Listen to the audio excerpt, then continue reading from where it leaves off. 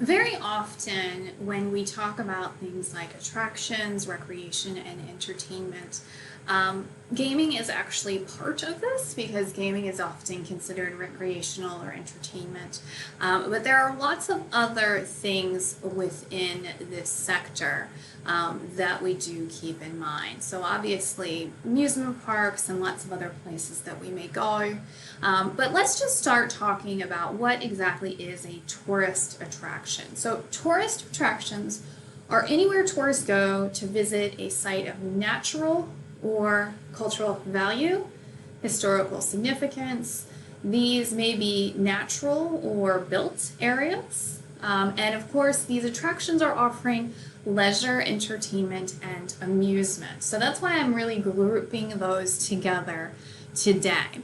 So here's an example of one historic attraction that you may be interested in seeing in the future.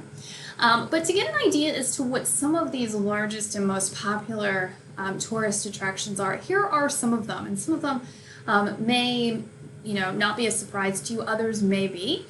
But some of them, such as Times Square in New York City, you have over 50 million people going there every year. Okay. Other places like Disney, 18 million people going there each year. The Sydney Opera House, 8.2 million visitors. The Palace of Versailles in France, 7.5 million visitors. So lots and lots of people are going to these different types of tourist attraction. And as you can see here, some of them are purpose-built, some of them are very historical, some of them are simply entertainment types of places. So they really do vary a fair bit as to what is being offered. So again, just to kind of sum up the types of attractions, we have lots of natural ones. So beaches, obviously we have plenty of those here in Australia, as well as national parks. Mountains, deserts, forests. Cultural attractions. Now, these may be historical places like palaces in some cases, or religious areas such as temples or churches. They may also be historical monuments or art galleries. Museums also fall under this. Very often, heritage is a big one. So these may be castles or factories like the Fort X Brewery. It may be former prisons. We have several of those here in Australia, which certainly attract a lot of people. And then, of course, we do have ethnic types of attractions. So, for instance, like a Chinatown or a Little Italy, those types of places may also be attractions that are bringing people in to see them. But yes, all sorts of different things that people are coming to see in terms of attractions. Now, in terms of recreation, when we're thinking about that, a lot of times this has to do with activities and what people are doing, but obviously the sightseeing is a big part of it, but your sports and your different types of sports that people are doing, whether it's snow sports or dog sledding, as in this picture, golfing, swimming, perhaps they're going to parks to participate in hiking or biking. This is one of my favorite things is paragliding. Parasailing is also a big, very popular one.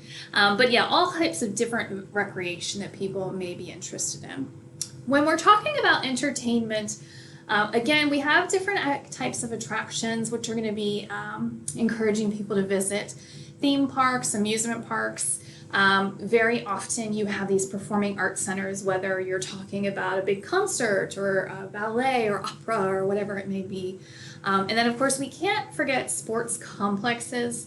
Particularly here in Australia, sports is a massive part of what we do. So stadiums, we have to have people from our industry working and running these different stadiums because people are coming in there to see these kinds of sports events. So again, this goes back to how the three parts of the industry, the tourism, the hospitality, and the events, it all really overlaps with one another in order to be able to,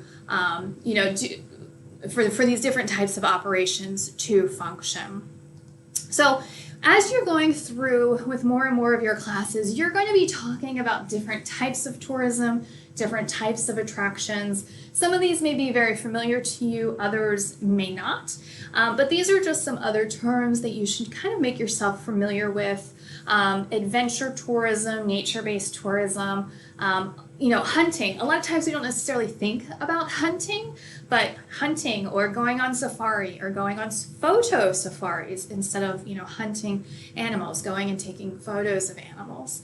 But anyway, there are lots of different things for you to think about.